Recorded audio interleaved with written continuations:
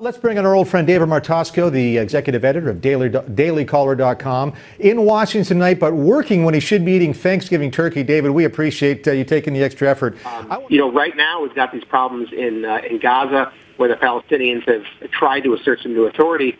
I mean, President Obama took a lot of credit yesterday for arranging this truce, and Hillary Clinton got there long after Hamas and Israel had already hammered this whole thing out.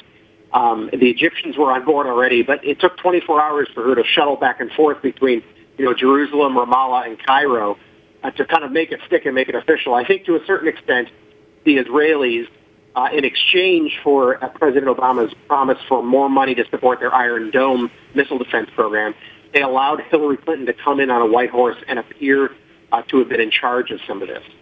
People on the ground are saying Hillary Clinton had very little, if anything at all, to do with the peace agreement. But she's going to get some credit because the Israelis really want President Obama's help to replenish their Iron Dome.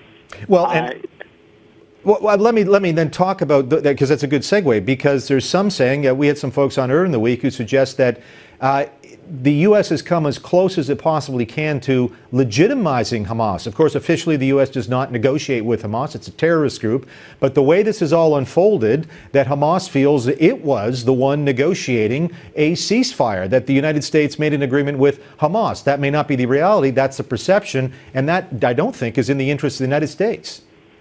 Well, that's certainly what Hamas's leaders are telling the people in Gaza right now, is that we won. The Israelis backed down. They didn't invade, on their southern border. And that's what the perception is in Gaza today. Whether that has a blowback on the United States internationally or not, I don't know.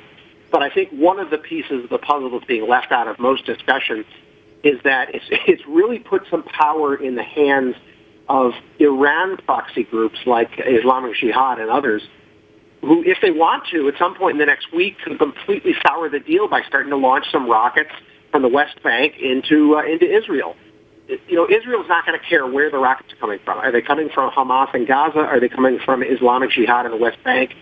Any of these fringe groups that are basically doing Tehran's marching orders could easily start this whole thing up again if they don't want a peace to come to the region. It wouldn't be that hard, and it wouldn't take much. Just a few rockets across the Israeli border, and we're back where we started. And this is where we get into the relationship with Egypt, because I'm certain that Egypt and President Morsi does not want Iran to become the leader in the Middle East. It wants to regain its possession of primacy in the Middle East. And then we may see, well, who knows? We may see Egypt trying to do more to protect Israel from those Iranian-backed elements.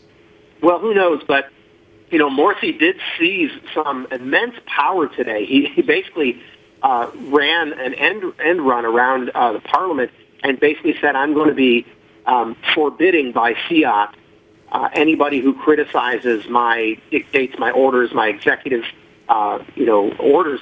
Morsi is seizing more and more power, and some people are calling him the next pharaoh of Egypt. Look, I think that the bottom line for all this, the lesson to be learned, is that crises like these, politicians never let them go to waste, as Rahm Emanuel, now the mayor of Chicago, famously said when he was running the White House. They never let these go to waste. Barack Obama is trying to position Israel to owe the United States something. Hillary Clinton is trying to position herself as an international genius so she can run for president in 2016. Morsi is trying to position Egypt as a power broker in this so he can seize more power personally. And I think Iran is going to sit back and watch. And as soon as it figures out what Iran can get out of this, it's going to start making moves toward Israel. This may very well be the moment of indecision that Iran has been waiting for. David Martosco of dailycaller.com. Happy Thanksgiving, and thank you so much. Happy Thanksgiving to everybody, too. Thanks.